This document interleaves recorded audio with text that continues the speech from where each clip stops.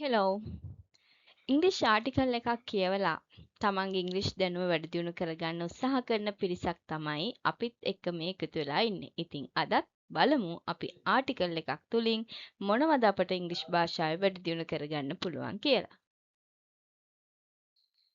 අද දවසේ අපි සාකච්ඡා සඳහා තෝරගත්ත නිවුස්පේපර් ආටිකල් එකේ ටයිටල් එක Legendary vocalist Nanda Malini passes away. Legendary කියලා කියන්නේ extremely famous.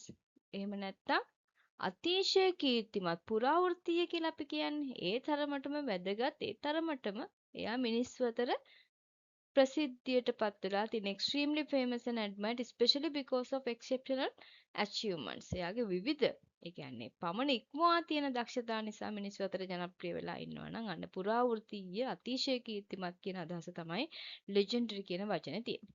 vocalist කියලා කියන්නේ a person who sings especially professionally. ඒ කියන්නේ වෘත්තීය ගායන ශිල්පියෙක් හෝ ගායන ශිල්පිනියක්. එතකොට පුරාවෘත්තීය ගායන ශිල්පිනී නන්දා මාලිනී මහත්මිය passes away. අභාප්‍රාප්ත වෙනවා. එහෙම නැත්නම් මේ යාම සම්බන්ධව තමයි මේ ආටිකල් එක තියෙන්නේ. ඒතර මේ යනවා ඩයි කියන එක ටිකක් ඇඩ්වාන්ස් විදියට ටිකක් වටිනකමක් දීලා අපි කියනවා pass away. pass away කියලා කියන්නේ මිය යනවට අභාප්‍රාප්ත වෙනවට. Dr. Nanda Malini, ආචාර්ය Nanda මාලිනිය who made an immeasurable contribution to Sri Lankan music. To Sri Lankan music, ශ්‍රී ලංකාවේ සංගීත ශාස්ත්‍රය. ශ්‍රී ලංකාවේ සංගීතය කියලා කියමුකෝ සඳහා මොකක් කරපුද? මේඩ් කරා, සකස් කරා, එහෙම නැත්නම් ලබා දුන්නා, සකස් කරලා දුන්නා මොකද්ද? an immeasurable. measurable කියලා කියන්නේ මිනිය හැකි කියන එක. මනින්න පුළුවන් මෙච්චරයි කියලා කියන්න පුළුවන්. immeasurable කියලා කියන්නේ මැනිය නොහැකි අති විශාල මෙච්චරයි කියලා කියන්න පුළුවන් කමක් නැති contribution එකක් දායකත්වයක් ශ්‍රී ලංකාවේ සංගීත ශාස්ත්‍රයට සිදු කරපු නන්දා මාලිනී ආචාර්ය නන්දා මාලිනී කියලායි මේ කියන්නේ. එහෙනම් අපි ආයෙ කියවලා බලමු. Dr. Nanda Malini who made an immeasurable contribution to Sri Lankan music. ශ්‍රී ලංකීය සංගීත ශාස්ත්‍රයට මැනිය නොහැකි තරම් විශාල දායකත්වයක් ලබා දුන් ආචාර්ය නන්දා මාලිනිය. එහෙමයි අදහස. passed away අපි කතා කරා passed away කියන වචනේ yesterday ඊයේ දිනේදී. She was 82 years old. She was 82 years old. දැන් මිය ගියානේ මියනකොට අපි කියනවනේ කෙනෙක්ගේ මිය යන විටයි මෙන්න මේ වියේ පසු වුණේ කියලා නේ අදහස තමයි මේ තියෙන්නේ. She was 82 years old. ඇය 82 වෙනි වියේ තමයි පසු වුණේ. එකකින් අදහස් කරන්නේ මේ අද්දී ඇයට අවුරුදු 82යි. According to family sources. according to කියලා කියන්නේ කිසියම් දෙයකට අනුව කියන එක. according to මොනවද? family sources. family කියලා කියන්නේ පවුලේ sources කියලා කියන්නේ මූලාශ්‍ර. ඉතින් මෙතන ගොඩාක් news paper article එකකට නම් සුදුසු විදිහට ගලපගත්තොත් according to family sources කියලා කියන්නේ පවුලේ ආරංචි මාර්ගවලට අනුව. She passed away at her residence in Naval. ඇය කොහෙදද මරණයට පත් වුනේ? එහෙම නැත්නම් අභාප්‍රාප්ත වුනේ මේ යන්නට යෙදුනේ ඇය at her residence. ඇගේ නිවසේදී අය පදිංචි වෙලා හිටපු නිවසේදී කොහෙද? ඒක පිහිටලා තියෙන්නේ නාවල. හරි එහෙනම් according to family sources she passed away at her residence in Nawala. පවුලේ ආරංචි මාර්ගවලට අනුව ඇය නාවල පිහිටි සිය නිවසේදී අභාප්‍රාප්ත වූවායි කියන අදහසයි මේ තියෙන්නේ. මම හිතන්නේ ඔයාලට ඒක පැහැදිලි. Born on 23 August 1943. එහෙනම් born කියලා කියන්නේ ඉපදුණු කියන අදහසනේ. එතකොට ඉපදිලා තියෙන දවසෙන් තමයි මේ වාක්‍ය පටන් ගන්න. ටිකක් වෙනස් විදිහේ වාක්‍ය ආරම්භයක්. මේක ඉගෙන ගන්න පුළුවන් ඔයාටත්. Born on 23 August 1943.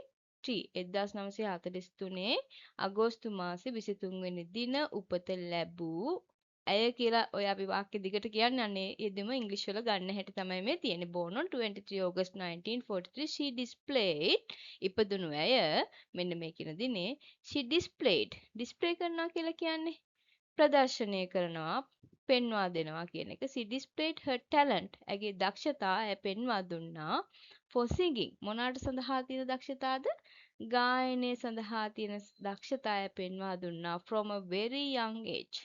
from a very young age නම් කුඩා විය, තරුණ විය, very young age එනකොට ඒක ගොඩාක් තාමත්ම කුඩා වියවයි. කියන්නේ very young age කියලා කියන්නේ තරුණ කාලෙත් ගොඩක් අඩු මට්ටම. ඒ කියන්නේ කුඩා වියේ සිටම කියන අදහස තමයි අපි සිංහලයේ කියන්නේ. ඒ තා කුඩා වියේ සිටම ගායනය සඳහා සිය දක්ෂතා ප්‍රදර්ශනය කළා කියන එකයි මේ තියෙන්නේ. එහෙනම් 1943 අගෝස්තු 23 වෙනි දින ඉපත ලැබුව ඇය ඉතා කුඩා වියේ සිටම ගායනය සඳහා සිය දක්ෂතාවය ප්‍රදර්ශනය කරා කියන අදහසයි මේ විදිහට ඉංග්‍රීසි වලට නැගිලා තියෙන්නේ.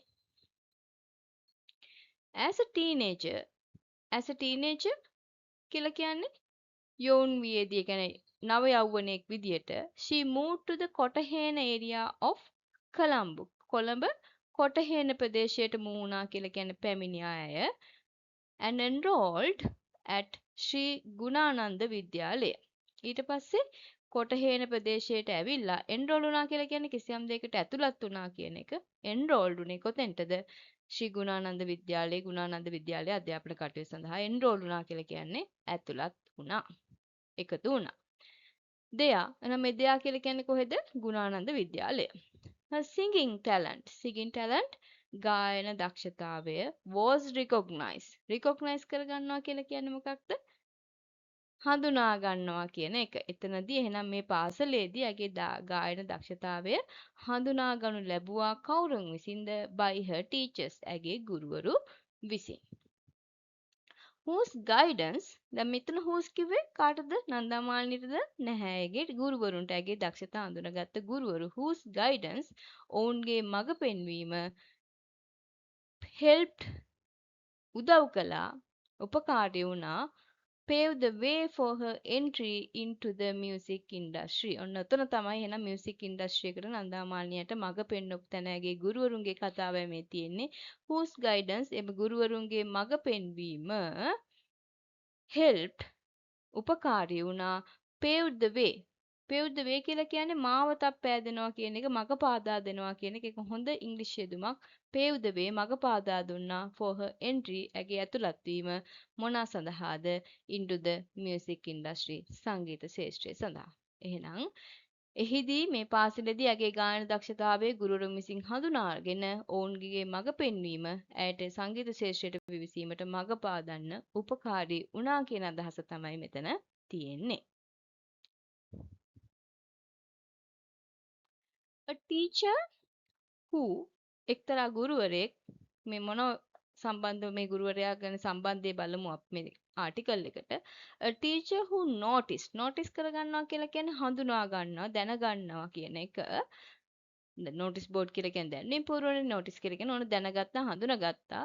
her talent ඇගේ දක්ෂතාවය කොතනද ඒ ටීචර් ඒක දැනගත්තේ? at a competition තරගයකදී දැනගත්තට පස්සේ නන්දා මාලිනියගේ දක්ෂතාවය introduced කරනවා කියලා කියන්නේ කිසියම් කෙනෙක් කෙනෙක්ට තව කෙනෙක්ට හඳුන්වා දෙනවට තමයි අපි කියන්නේ introduce කරලා දෙනවා කියලා. may I introduce myself? මම මාව පොඩ්ඩක් හඳුන්වලා දෙන්නද? අර අපි ඒ වගේ අහන්නේ. A teacher who noticed her talent at a competition තරගයකදී ඇගේ දක්ෂතාවය හඳුනාගත්ත ගුරුවරයෙක් introduced ඇයව හඳුන්වා දුන්නා කොතෙන්ටද? ළමා මණ්ඩපය කියන රේඩියෝ ප්‍රෝග්‍රෑම් එකට. අපි බලමු මේ ළමා මණ්ඩපය ගැන විස්තර ඊළඟට තියෙන්නේ. a popular radio program ගොඩක් ජනප්‍රිය ගුවන්විදුලි වැඩසටහනක් hosted by Karunaratne Abeysekara. hosted by කියලා කියන්නේ මෙහෙයුවේ කවුද? මේ ළමා මණ්ඩපයේ ගුවන්විදුලි වැඩසටහන මෙහෙයුවේ කාලේ කරුණාරත්න අබේසේකර සූරියන් විසින් මෙහෙයවන ලද ළමා මණ්ඩපයට ඇයව හඳුන්වා දුන්න ගුරුවරියක් ඇගේ දක්ෂතා කිසියම් තරගයකදී දැන හඳුනාගත්තට පස්සේ. මම හිතන්නේ පොඩි ආටිකල් එකක්. ඒ වුණාට අපි ගොඩක් දේවල් ඒ තුලින් ඉගෙන ගත්තා. ඉංග්‍රීසි යෙදුම් ටිකත් අපිට කාලේ තියෙන හින්දා ඉක්මනින්ම බලමු. අද දවසේ අපි කතා කළ ආටිකල් එකට අදාළ ඉංග්‍රීසි යෙදුම් තමයි මෙතන දක්වලා තියෙන්නේ. ඉතින් ඔයාලට ගොඩක් අලුත් වචන මෙතන හම්බෙන්නේ නැති සහ ඉංග්‍රීසි රටා දැන් විශේෂයෙන් pave the way කිසියම් දෙයකට මඟ පාදා දෙනවා. අන්න ඒ වගේ දේවල් from a very young age ඉතා කුඩා වියේ සිටම ඉන්න ඒ වගේ දේවල් ඔයාගේ ඉංග්‍රීසි ඔයා ඉගෙන ගන්න, ඔයා ගොනු කරගන්න තියෙන ડોකියුමන්ට් මොනවා හරි තියෙනවා නම් ඒ වගේ තැන්වල ලියා ගන්න. පාසල් දැන් දරුවෝ ඒ වෙනුවෙන් වෙනම කොළ ටිකක් පොතක් වෙන් කරලා තියාගත්තට කමක් නැහැ. ඉංග්‍රීසි යෙදුම් ටිකක් ඉගෙන ගන්න ඒවා සටහන් කරගෙන ඔයාගේ ඉංග්‍රීසි දැනුම වැඩි දියුණු කරගන්න.